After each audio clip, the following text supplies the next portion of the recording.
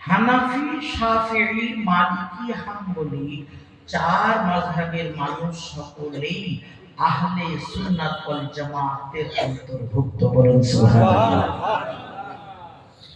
আমি যদি দুটো হাত খাড়া করি তার মানে কি চাঁদপুরি দুজন না? যদি 10টা আঙ্গুল দেখাই চাঁদপুরি কি একা 10 জন?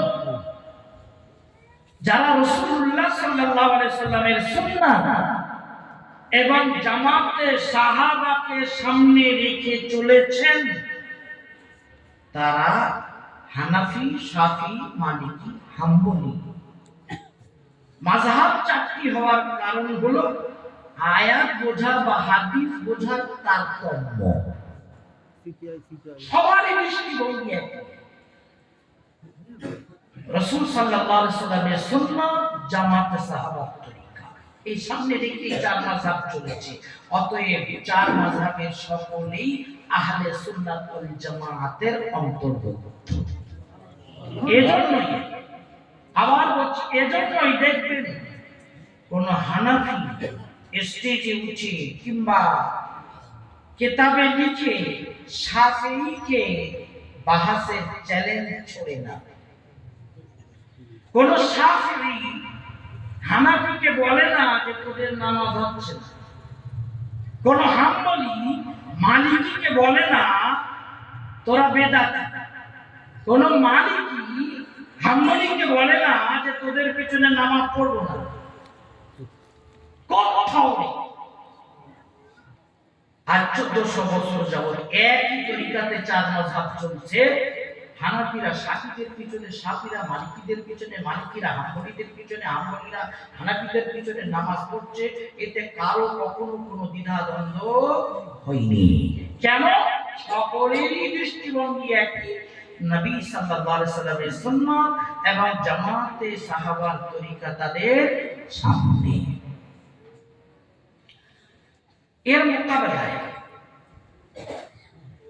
যারা আজকের তারিখে বলছে কোরআন চাই, হাদিস চাই, মাযহাব মানা যাবে না, এরা আহলুস সুন্নাহ ওয়াল জামাতের অন্তর্ভুক্ত নয়। চাঁদপুরি ক্লিয়ার কথা বলছে। আজকের যুগে যারা হাদিসের অতিভক্তি নিয়ে আত্মপ্রকাশ করেছে এরা আহলুস সুন্নাহ ওয়াল জামাতের অন্তর্ভুক্ত নয়। প্রমাণ আপনারা দেখবেন যারা হাদিস হাদিস হাদিস হাদিস বুখারী বুখারী বুখারী বুখারী তাসবিহ করছে, শুক্রবারে তাদের মসজিদে জুমার নামাজের জন্য একটা আযান হয়। জানেন? জানা আছে? দেখেছেন? কেন একটা আযান কেন হয়? কথায় কথায় বলো মক্কা, মদিনা, সৌদি আরব। আর 1400 বছর যাবত মক্কা মদিনায় দুটো আযান হচ্ছে। সহিহ বুখারীর 916 নম্বর হাদিসে সাহাবাদের ইজমার কথা লেখা আছে। সব সাহাবা একমত জুমার আযান দুটো। রাসূলুল্লাহ সাল্লাল্লাহু আলাইহি ওয়াসাল্লামের জামানায়, আবু বকর রাদিয়াল্লাহু তাআলা আনহুর জামানায়, উমর রাদিয়াল্লাহু তাআলা আনহুর জামানায় জুমার আযান হতো একটা। উসমান রাদিয়াল্লাহু তাআলা আনহুর জামানায় আরেকটা আযান বেড়ে গেল। সাহাবাদের জামানায়, খোলাফায়ে রাশিদিনের জামানায়, সাহাবাদের উপস্থিতিতে ইমাম বুখারী হাদিস বর্ণনা করছেন। সহিহ বুখারীর 916 নম্বর হাদিস, ফাযাবাতাল আমরু আলা যালিকা, উম্মতের আমল, উম্মতের ইজমা, সাহাবাদের ইজমা, ধারাবাহিক আমল 1400 বছর যাবত এই সিলসিলা, এই তরিকা, এই আযান চলছে চলছে চলছে। সুবহানাল্লাহ। আবার বলছি, সহিহ বুখারীর 916 নম্বর হাদিস বলছে, ফাযাবাতাল আমরু আলা যালিকা। সাইয়্যিদুনা উসমান রাদিয়াল্লাহু তাআলা আনহু জান্নাতের সার্টিফিকেট প্রাপ্ত সাহাবী, তৃতীয় খলিফা, জুমার আরেকটা আযান চালু হলো। সাহাবারা একমত হলেন এবং সেই আযান অদ্যাবধি মক্কায় চলছে, মদিনায় চলছে। দয়ার নবী প্রত্যেকটি শুক্রবারে রওজা পাকে শুয়ে শুয়ে জুমার জন্য দুটি আযান শুনছেন। বলেন সুবহানাল্লাহ। ইমাম শাফি, ইমাম মালিক, ইমাম আহমদ বিন হাম্বল, ইমাম আবু হানিফা, চার ইমাম একমত, সব সাহাবা একমত, সব তাবিঈন একমত, 1400 বছরের সকলেই একমত। ফাসাবাতাল আমরু আলা যালিকা, এর উপরে সাহাবাদের ইজমা, তাবিঈনের ইজমা, উম্মতের ইজমা, চার ইমামের ইজমা, মক্কা মদিনার ইজমা কায়েম হয়েছে। জুমার নামাজের জন্য দুটি আযান চাই। যারা একটা আযান দেয় তারা আহলে সুন্নাত ওয়াল জামাত, ওয়াল জামাত, ওয়াল জামাত কথাটা বলতে পারে না। জামাতে সাহাবার তরিকা, জামাতে সাহাবার ইজমা এবং সালাফে সালিহদের তরিকাকে তারা উপেক্ষা করেছে। জবাব চাই, ফিতনার যুগে মুক্তির পথ আহলে সুন্নাত ওয়াল জামাতের পথ। জামাত মানে সাহাবাদের জামাত। সাহাবারা ঐক্যমত পোষণ করলেন।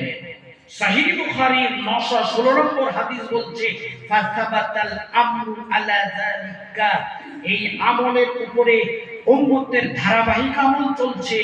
সাহাবাদের ইজমাই মত যারা মেনে নিতে পারে না তারা আহলে সুন্নাত ওয়াল জামাতের অন্তর্ভুক্ত হতে পারে না।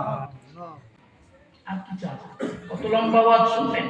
মেয়েরা যখন হাড়ির ভাত দেখতে চায় কি অবস্থায় আছে না আছে, একটা ভাত তুলে টিভি দেখে নেয় হাড়ির অবস্থাটা কি, না সব ভাতগুলো তুলে কি বানায়? কি দেখতে চান? তাদের মসজিদগুলোতে দুটো আযান হয় না কেন? কাবায় দুটো আযান হয়, রাসূল সাল্লাল্লাহু আলাইহি সাল্লামের মসজিদে নববীতে দুটো আযান হয়, তাদের মসজিদগুলোতে দুটো আযান হয় না কেন? চাঁদের পক্ষ থেকে কেন? জবাব দিতে হবে, দিতে হবে। এই প্রশ্ন হয়ে গেল, কিয়ামত পর্যন্ত প্রশ্ন থাকবে, জবাব তারা দিতে পারবে না। একটাই পন্থা, তাদেরকে বলতে হবে আমরা আহলে সুন্নাত ওয়াল জামাতের মতপথে নই। আহলে সুন্নাত যারা নবীর সুন্নাত ওয়াল জামাত, জামাতে সাহাবার তরিকা যারা ধারণ করে, আর সব সাহাবাদের দুটো আযানের উপরে একমত, তার প্রমাণ সহিহ বুখারী 916 নম্বর হাদিসের একদম শেষে লেখা আছে।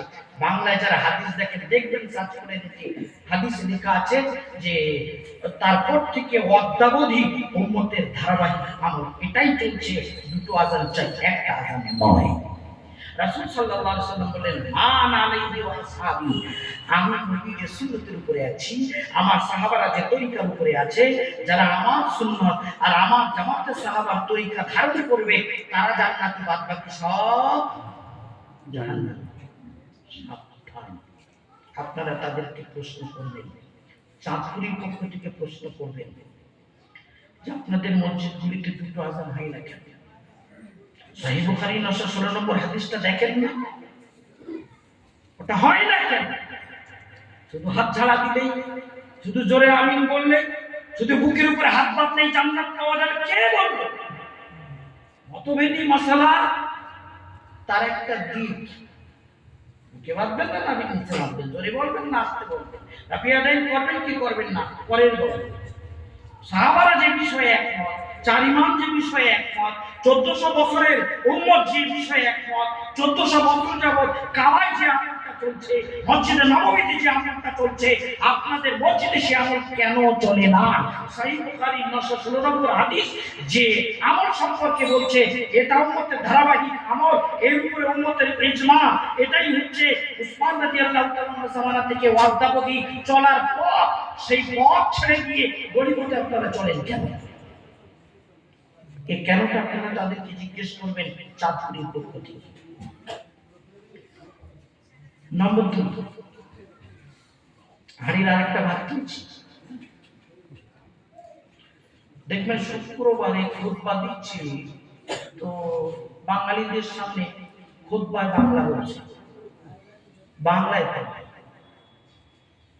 বাংলায় খুতবা। ওটা কোথায় পেয়েছো? আল্লাহর কসমটা বিদআত। আল্লাহর কসম করে বলছি এটা বিদআত। 1400 বছরের সালেফে সালেহীন আরবি ছাড়া অন্য কোনো ভাষায় কেউ খুতবা দেননি। সালেফে সালেহীন 1400 বছরের যারা তারা সব কি আরবিয়ান? ইমাম বুখারী আরবের নন, ইমাম মুসলিম আরবের নন, ইমাম তিরমিজি আরবের নন, ইমাম আবু দাউদ আরবের নন, ইমাম নাসাই আরবের নন, ইমাম ইবনে মাজাহ আরবের নন, সব বহির আরবের মানুষ। তারা বেশিরভাগই ফার্সি ভাষার মানুষ ছিলেন। ইমাম বুখারী ভাষা ছিল ফার্সি। ইমাম বুখারী কোনদিন আরবি ছাড়া অন্য কোনো ভাষায় খুতবা দিয়েছেন? চার ইমামের কথা ছেড়েই দিলাম।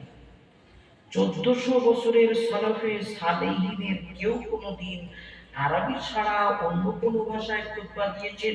একটা দৃষ্টান্ত চাইছি, একটা, মাত্র একটা। ওটা বিদাত। খুতবাটা আরবিতে দিতে হবে। কেন? বড় দলিল হচ্ছে রাসূলুল্লাহ সাল্লাল্লাহু আলাইহি ওয়াসাল্লাম আরবিতে দিয়েছেন, সাহাবারা আরবিতে দিয়েছেন, তাবিঈন আরবিতে দিয়েছেন, সালাফে সালেহীন সব আরবিতে দিয়েছেন। অথচ সাহাবাদের সকলেই তো আরবিয়ান ছিলেন না। তাবিঈন অধিকাংশ অনারব ছিলেন, তাবিঈন তাদের অধিকাংশ অনারব ছিলেন। আর 1400 বছরের সালাফে সালেহীন যারা আমাদের কাছে বরণীয় স্মরণীয় সালেহীন, তারা আরবি ছাড়া অন্য কোনো ভাষাতে খুতবা দেননি। আপনারা কেন আরবি ছাড়া অন্য ভাষায় খুতবা দেন? বাংলায় এসে বাংলা ভাষাভাষীদের কাছে বাংলায়, উর্দু ভাষীদের সামনে উর্দুতে, আমেরিকা লন্ডনে ইংরেজিতে, এটা বিদআত। খুতবা আরবিতেই দিতে হবে। তার অন্যতম দলিল হলো আল্লাহ তাআলা খুতবাকে কোরআন মাজিদে জিকির বলেছেন। রাসূলুল্লাহ সাল্লাল্লাহু আলাইহি ওয়াসাল্লাম হাদিসে খুতবাকে জিকির বলেছেন। যেমন কোরআন মাজিদে আল্লাহ তাআলা কোরআনকে জিকির বলেছেন, কোরআন মাজিদে আল্লাহ তাআলা নামাজকে জিকির বলেছেন। ঠান্ডা মাথায় বুঝবেন। আমি জিজ্ঞেস করছি, নামাজ আরবি ছাড়া অন্য কোনো ভাষায় হয়? কেন হয়? এই জন্যই যে নামাজ হলো জিকির।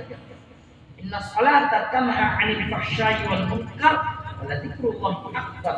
নামাজের সবথেকে বড় বিষয় হচ্ছে এটা জিকিরুল্লাহ, আল্লাহর জিকির। আরবি ছাড়া অন্য ভাষায় হয় না। কোরআন জিকরুল্লাহ, ইন্না নাহনু নাযালনা যিকরা ওয়া ইন্না লাহু লাহাফিজুন। আমি আল্লাহ কোরআন নাযিল করেছি, স্বয়ং আমি আল্লাহ কোরআন মাজিদের হেফাজত করব। বলেন সুবহানাল্লাহ।